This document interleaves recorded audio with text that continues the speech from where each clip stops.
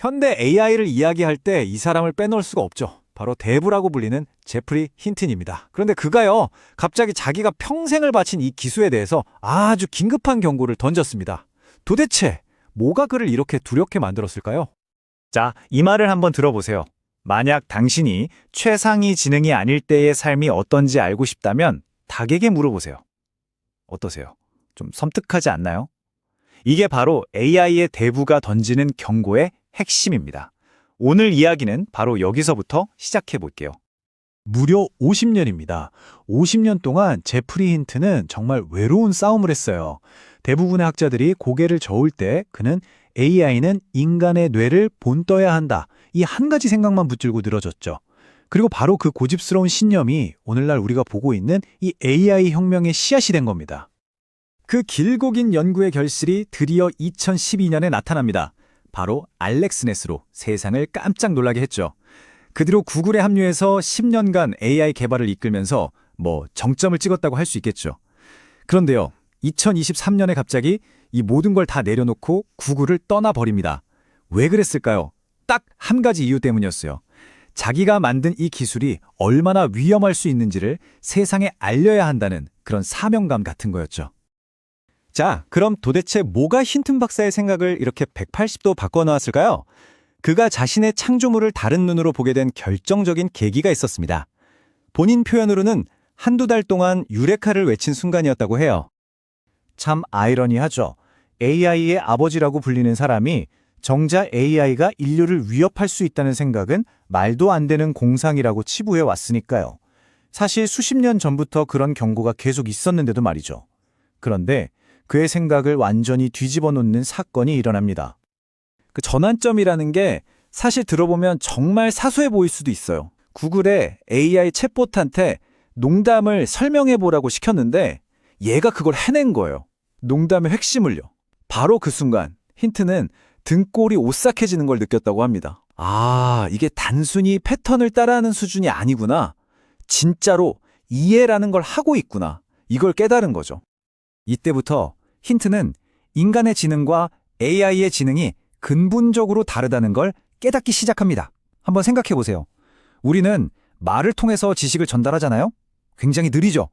그런데 AI는요, 수천 개의 AI가 각자 다른 걸 배워도 그 지식을 그냥 순식간에 하나로 합쳐버릴 수 있어요. 마치 수천 명의 뇌가 하나로 연결된 것처럼요. 게다가 우리는 죽으면 지식도 함께 사라지지만 AI는 하드웨어만 바꿔주면 그 지식 그대로 영원히 살아남습니다. 불멸인 거죠. 아, 우리가 만들고 있는 게 우리랑 비슷한 존재가 아니었구나. 우리보다 훨씬 뛰어난 완전히 다른 종류의 지능이었구나. 이걸 깨닫게 된 겁니다. 그래서 힌튼 박사가 경고하는 AI의 위험은 크게 두 가지로 나눌 수 있습니다. 첫째는 나쁜 사람들이 AI를 무기로 쓰는 단기적인 위협이고요. 둘째는 기술 그 자체가 우리를 위협하는 좀 더 근본적이고 장기적인 위협입니다. 자, 먼저 단기적인 위협부터 볼까요? 이건 간단해요.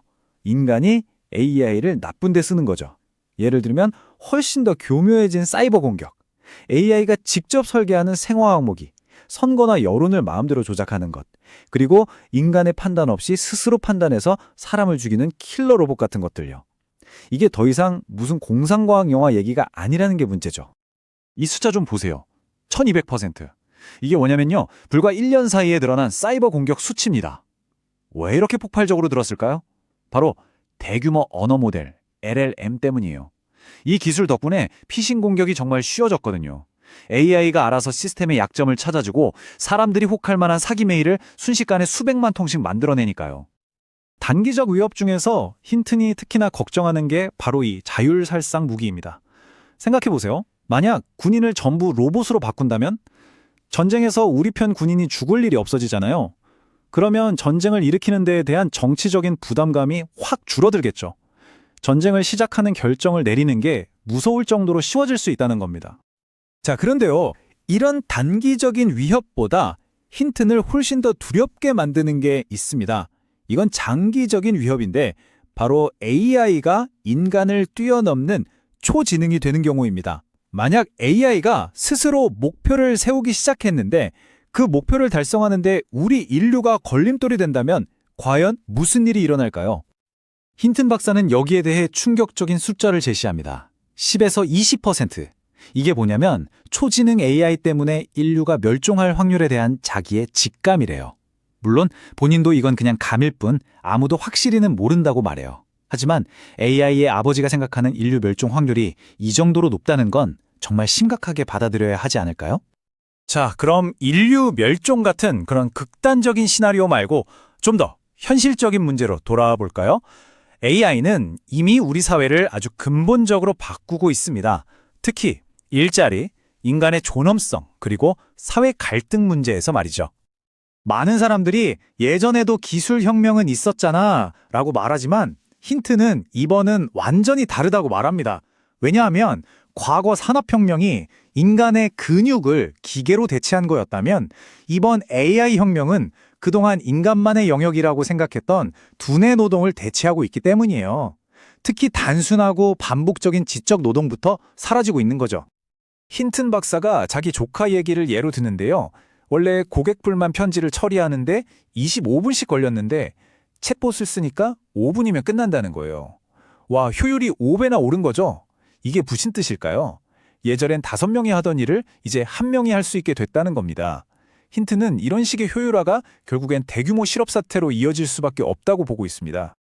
그래서 힌튼한테 그럼 앞으로 무슨 일을 해야 하냐고 물으면 뭐라고 답하는지 아세요? 배관 기술을 배우세요. 진심입니다. 이렇게 말해요. 좀 웃기게 들릴 수도 있지만 핵심은 이거죠. 적어도 아주 정교한 인간형 로봇이 나오기 전까지는 손으로 직접 무언가를 만지고 고치는 그런 물리적인 일이 더 안전할 거라는 뜻입니다. 이런 상황이 계속되면 어떻게 될까요? AI를 소유하고 활용하는 소수는 엄청난 부를 쌓게 될 겁니다. 반면에 AI 때문에 일자리를 잃은 대다수는 점점 더 가난해지겠죠? 결국 부자와 가난한 사람의 격차는 상상 이상으로 벌어질 거고 이건 사회를 굉장히 불안정하게 만드는 요인이 될 겁니다. 자, 이렇게 암울한 전망 앞에서 힌튼 박사 본인은 어떤 심정일까요? 그는 아주 솔직하게 털어놓습니다. 나도 아직 이 상황을 감정적으로는 다 받아들이지 못했다고요. 그만큼 이 문제가 복잡하고 어렵다는 뜻이겠죠. 그래서 그가 지금 가장 강조하는 메시지는 각국 정부와 리더들을 향해 있습니다. 제발 거대 기술 기업들이 누가 더 똑똑한 AI를 만드나 경쟁하는 걸 좀 멈추게 해달라는 겁니다.